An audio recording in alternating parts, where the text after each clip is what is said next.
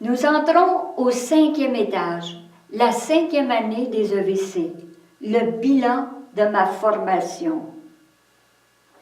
Le soleil entre par la fenêtre. Une femme semble accueillir la journée. On la sent heureuse. Prenons le chemin de la prière. Pour toi, quand tu pries, retire-toi dans ta chambre.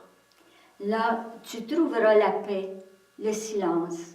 Ce sera ton ciel à toi, sur terre, en attendant l'autre ciel. Debout, cette femme montre ses alliances. Ce sont ses alliances avec Dieu. Dieu est présent dans sa vie. Je veux être de plus en plus intime avec Dieu.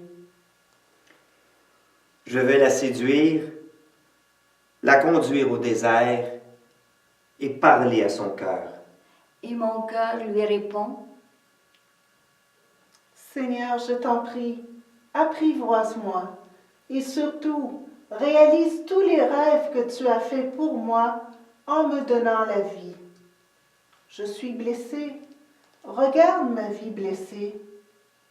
La Samaritaine, une femme blessée, elle a toujours cherché l'amour. Elle part en courant vers le village, laissant sa cruche. Je contemple maintenant Jésus en relation avec les enfants. Jésus les aime, les caresse, les cajole. Laissez venir à moi les petits enfants. Nous garderons toujours notre cœur d'enfant. Hein, Thalie? Oui, nous serons toujours émerveillés devant l'amour de notre Dieu. Moi et Jésus, comment on se ressemble au-dedans dans notre cœur? Je marche avec Jésus.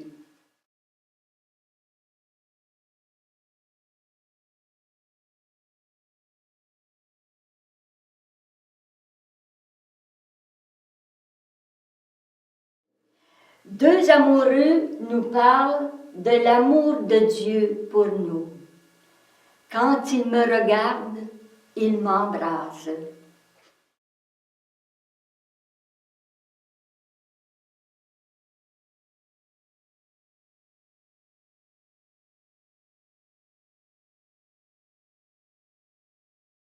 Je suis à table, une table débordante de fruits. C'est la gloire du Père que vous portiez beaucoup de fruits dans chacune de vos journées. Que vous alliez et que vous portiez du fruit. Un fruit qui demeure. Et tout ce que vous demanderez au Père en mon nom, il vous l'accordera. Quel est l'objectif de Jésus en venant sur la terre? Pourquoi est-il venu? Ce ne sont pas les gens bien portants qui ont besoin du médecin, mais les malades. Je suis venu pour appeler non pas les justes, mais les pécheurs. Bravo! Bravo, oui. C'est vrai qu'on est des pécheurs. On n'est pas parfaits. Sa mission est universelle. Il est venu pour tout le monde, y compris tous ceux qu'on rejette, les exclus. Je vous donne un exemple. À la suite de Jésus, Marie-Joseph Fitzbach, fondatrice des Sœurs du Bon Pasteur de Québec au 19e siècle, reçoit la mission de l'évêque de Québec de travailler à la réhabilitation des femmes sortant de prison en fondant un refuge pour les recevoir parce que personne ne voulait les engager. Elles étaient des exclus. Le Christ est venu rapatrier les exclus. Que faire quand on se sent pécheur, quand on se sent exclu? Je vous cite le pape François. Parce que l'exclu, le pécheur, peut se disposer au retour vers.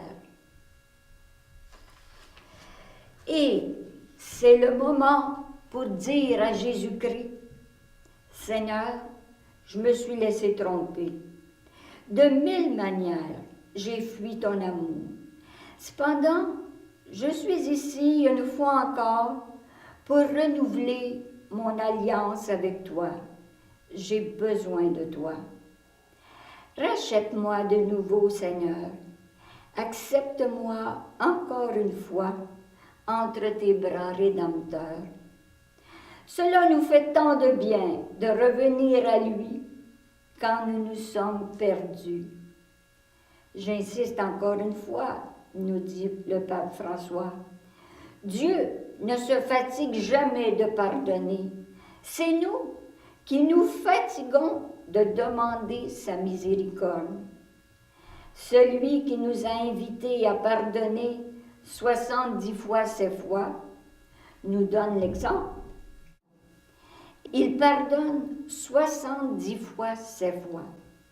Il revient nous charger sur ses épaules une fois après l'autre.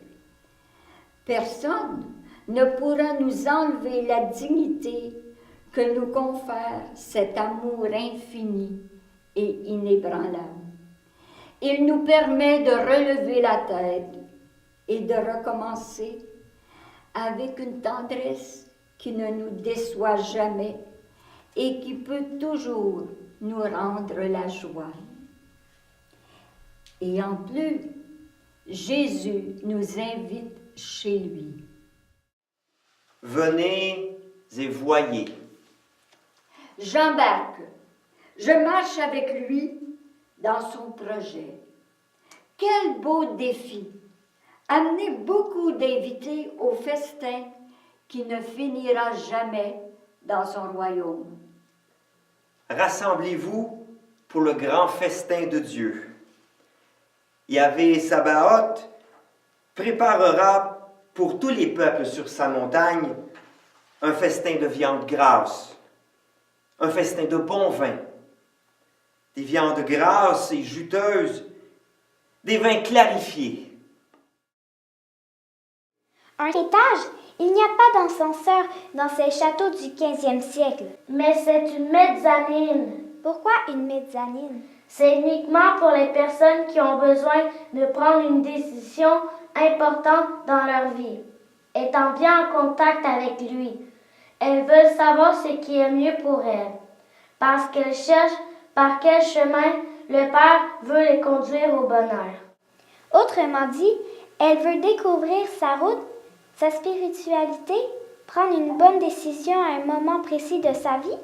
C'est ce que je comprends, et il me semble que c'est ce que nous a expliqué avant d'entrer au château d'Ignace, parce que lui-même avait bien cherché sa route et l'avait très bien trouvée ainsi.